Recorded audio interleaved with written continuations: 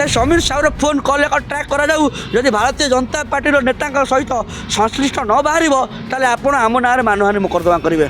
आज भी आम आपको चैलेंज दे कहूँ से समीर साहू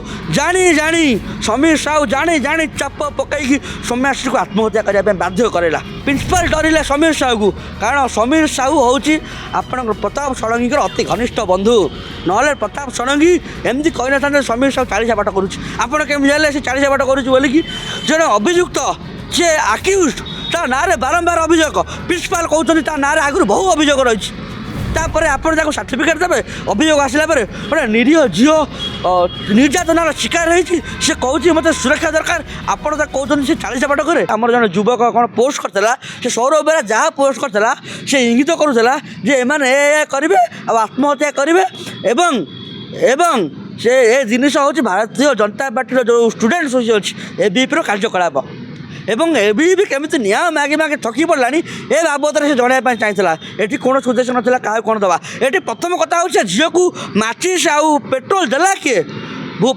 बालेश्वर सबू पेट्रोल पंप लगी सीसी कैमेरा खोजा जाऊ पर्टिकुलर डेट पर्टिकुलर टाइम रे किए से बोतल लेके आईला। आउ गोटे जिन देखिए जो सीसीटीवी फुटेज आप देखिए से निरीक्षा की देखो जूम करी सीसीटीवी फुटेज रे गोटे पिला दीटा झील बही बारंडारे गोटे पिला दूर से गोटे वीडियो रेकर्डिंग करुँच फोन धरिकी निआ लगिगला से वीडियो रेकर्डिंग बंद करुँच। आप सीसीटीवी फुटेज को क्लारीटी सहित देखिए गोटे पुओ पिलाटे रेकर्डिंग करुँच से पुओ पिला किए से पुओ पिला सबू देखुला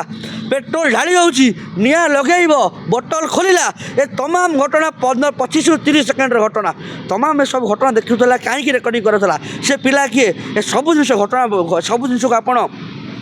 अनुसंधान करेंगे। एथिरे मूल आक्यूज भारतीय जनता पार्टी एवं एबीपी से चाहे गोटे झीर जीवन टाक नहीं गले। झील बिल्कुल ठीक कही सौम्याश्री किसी भूल कथा कहनी से आरंभ कही से आरंभ लड़ी सौम्याश्री गोटे विराट बड़ पत्थर पहाड़ सहित लड़ूला। सौम्याश्री गोटे छोटिया निरीह झीटे आमर भौणी सी गोटे एबीपी बिलोंग कले सी गोटे विराट पहाड़ सहित लड़ूला। जितेबाला ये दुष्कर्म व्यभिचारी जितेबाला ये हूँ गोटे व्याधि आम बारंबार कहूँ दुष्कर्म व्यभिचार हूँ समाज गोटे बड़ व्याधि आपको सामाजिक व्याधि को आम कहूँ स्थान ना समाज में बारंबार आम एक कथा कहला भारतीय जनता पार्टी नेता मंत्री विधायक सांसद आमको एग्जाम्पल देले पूर्व सरकार दुष्कर्म होता तुम तेलंगाना दुष्कर्म हो हिमाचल दुष्कर्म हो तुम कर्णाटक दुष्कर्म हो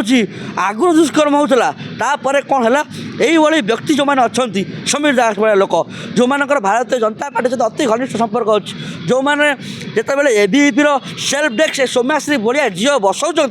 सेठी गेस्ट होकर ये समीर साहू भाया मास्टर आप भावुवे जो सेल्फ डेस्क हेल्प डेस्क बसाऊँ आउ जन गेस्ट होकर ऑब्वियसली जे गेस्ट होकर जाऊँगी कैपेबिलिटी बड़ सी एबीपी बिलोंग कर बीजेपी मेम्बरशिप होकर देखु से समीर साहूर फोन कल एक ट्रैक करा जाऊ जदि भारतीय जनता पार्टी नेता सहित संश्लिष्ट न बाहर ताले आपण आम ना मानहानि मोकदमा करेंगे। आज भी आम आपको चैलेंज दे कहूँ से समीर साहू समीर साहू जानी जानी चाप पकई सौम्याश्री को आत्महत्या करने बाध्य करेला। एथिरे निजे प्रिंसिपाल चुप रहिले एथिरे प्रिंसिपाल इनवॉल्व प्रिंसिपाल जो कमिटी करेले प्रिंसिपाल डरिले समीर साहू को, कारण समीर साहू हूँ आपण प्रताप षडंगी अति घनिष्ठ बंधु। ना प्रताप षडंगी एमती कही ना समीर साहू 40 बाट करुँच केमी जाने से 40 बाट करुँच बोलिकी जड़े अभियुक्त सी आक्यूज ता ना बारंबार अभियोग प्रिंसिपाल कहते ना आगुरी बहु अभियोग रही तापर आपड़ जाको सर्टिफिकेट देवे अभियोग आसला गोटे निरीह झील